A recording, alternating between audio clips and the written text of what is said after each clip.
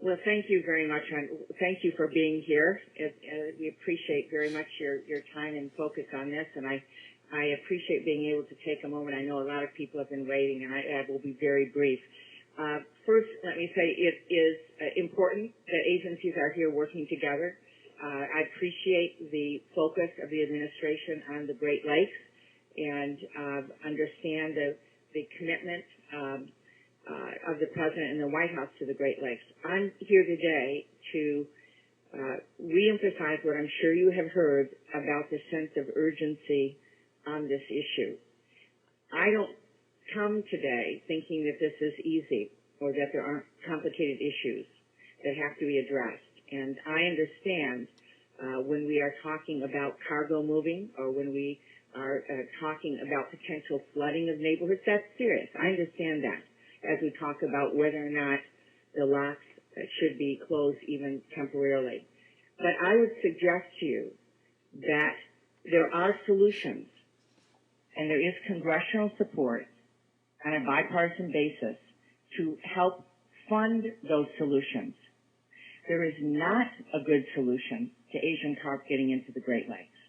There just isn't. We cannot afford to have not only a multi-billion-dollar, $16 billion recreational boating industry, $7 billion fishing industry, along with everything else that we love and cherish about our way of life with the Great Lakes. We cannot have that compromised and potentially destroyed by the Asian carp. So I come today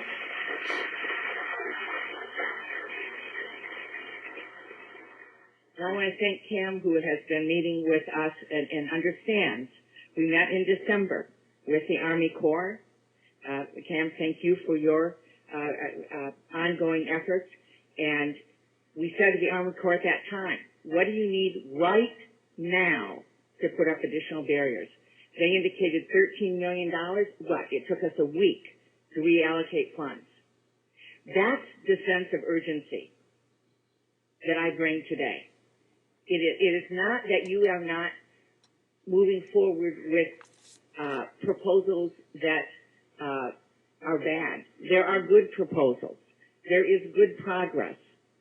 But I'm here today to say that is not enough, and it's not fast enough for what we are concerned about. We cannot find ourselves in a situation where we look down the road and say, oh, if only we had acted sooner. And so that is my main message.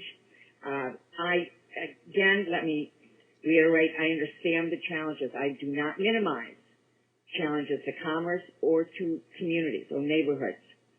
But I also know from asking questions of the Army Corps that there are ways, if we put some intensity on it, that we can redirect water and we can address these issues.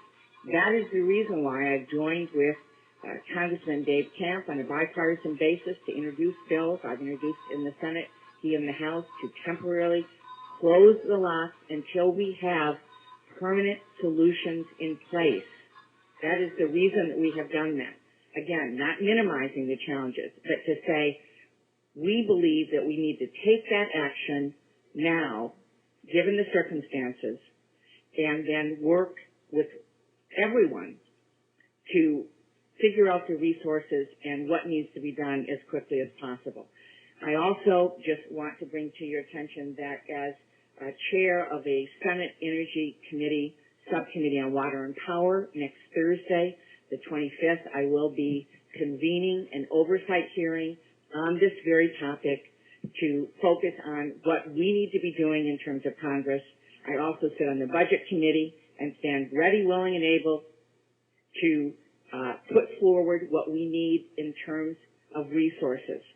So again, I want to thank you for what you are doing, but I would urge you to come up with urgent deadlines, clear deadlines, and a focus and understanding of what is at stake here. What is at stake for the region? What is at stake for the country? We're dealing with something very, very serious. And